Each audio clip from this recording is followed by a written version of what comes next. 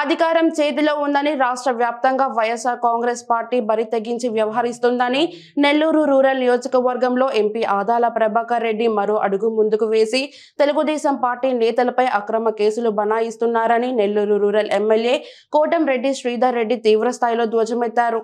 Social మీడియాలో అసభ్యకర post share చేశాడని TDP 33వ division senior నేత కరణం హజరత్ నాయుడు నివాసానికి పోలీసులు చేరుకోవడంతో అక్కడకు నెల్లూరు ఎమ్మెల్యే కోటంరెడ్డి శ్రీధర్ రెడ్డి చేరుకున్నారు.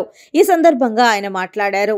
కాంగ్రెస్ పార్టీ ఎంత బరి తెగించి వ్యవహరిస్తుందో అంతకు రెండింతలు నెల్లూరు రూరల్ నియోజకవర్గంలో పార్లమెంటు సభ్యులు ఆదాల ప్రభాకర్ రెడ్డి గారు అధికారం చేతిలో ఉందని ఇష్టారీతి వ్యవహరిస్తూ ఉన్నాడు.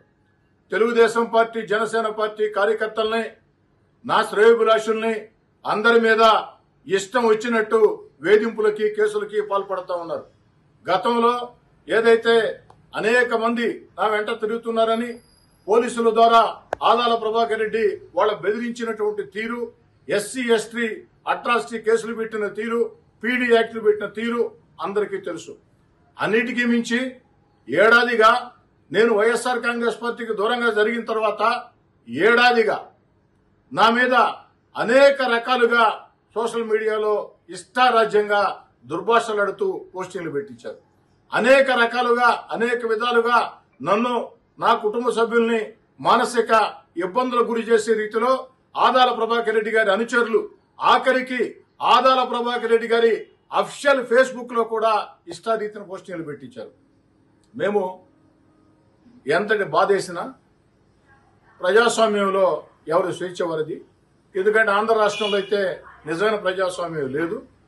ఇష్టారీతిగా వ్యవహరిస్తూ ఉన్నారు. కేసులు పెడితే చర్యలు తీసుకునేదే ఉండదని మౌనంగా ఉన్నాం. ఈనాడు ఎన్నికలు వస్తున్నాయి. ఎన్నికలు వచ్చే వేళ గత రాత్రి ఆదాల ప్రభాకర్ రెడ్డి గారి మీద ఒక పోస్టింగ్ వచ్చింది. ఆ పోస్టింగ్ ని 33వ డివిజన్ కార్పొరేటర్ కరణం మంజుల వారి భర్త హజరత్ నాయుడు గారు షేర్ చేశారట. రాత్రి 11 గంటలకి ఆదాల ప్రభాకర్ రెడ్డి గారికి వ్యతిరేకంగా ఒక పోస్టింగ్ వస్తే దాన్ని షేర్ చేశారంట. పాపం పోలీస్ యంత్రాంగానికి ఇంకేమీ పనులు లేనట్టు ఉదయమే 10 మంది పోలీసులు ఇంటికి వచ్చి నువ్వు రా స్టేషన్కి అని చెప్పాను. మేము పక్క ఫోన్లు అడిగాం, అయ్యా ఈ కేసుల్ని, వేధింపుల్ని మేము లెక్క చేసే ప్రశ్నే లేదు, మా మీద పోస్టింగ్లు పెడితే మాత్రం చర్యలు తీసుకోరంటే మీరు కూడా కంప్లైంట్ ఇస్తే తీసుకుంటా ఉన్నారు. నేను కూడా అంగీకరించాను. మంచిదయ్యా, మీరు కంప్లైంట్ ఇచ్చినా చర్య తీసుకోరని మేము కంప్లైంట్ ఇవ్వలేదు. మీరు కోరారు కాబట్టి ఈ రోజే కంప్లైంట్ అన్ని సాక్ష్యాలతో అందిస్తాం, ఖచ్చితంగా చర్యలు తీసుకోండి. ఆదాల ప్రభాకర్ రెడ్డి గారి అఫిషియల్ ఫేస్బుక్ లోనే నా మీద పోస్టింగ్ పెట్టి ఉన్నారు, వారి మీద కూడా చర్యలు తీసుకోండి, అప్పుడు మా మీద కూడా చర్యలు తీసుకోండి, దాంట్లో ఎలాంటి ఇబ్బంది లేదని. ఆఖరికి పోలీస్ అధికారులను ఫోన్లో రిక్వెస్ట్ చేశాను. ఏమని, ఈ ప్రాంతంలో నా భార్య, నా కుమార్తెల ఇంటింటి ప్రచారం ఉంది. నా భార్య, నా కుమార్తెలు ఈ ప్రాంతంలో ఈరోజు ఇంటింటి ప్రచారంలో ఉదయం 7 గంటలకు ప్రారంభమైంది. స్థానిక కార్పొరేటర్ గా కరణం మంజుల గారు, వారి భర్త మా కీలక నాయకుడు హజరత్ నాయుడు గారు ఉండాలా.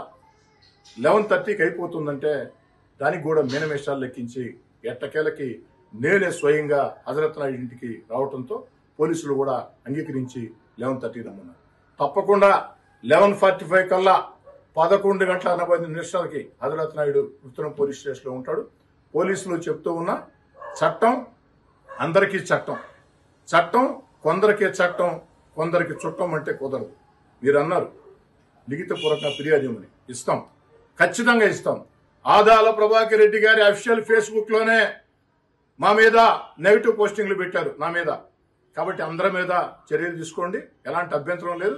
అలా కాకుండా అధికారం చేతిలో ఉందని ఇష్టారీతిగా వ్యవహరిస్తాం.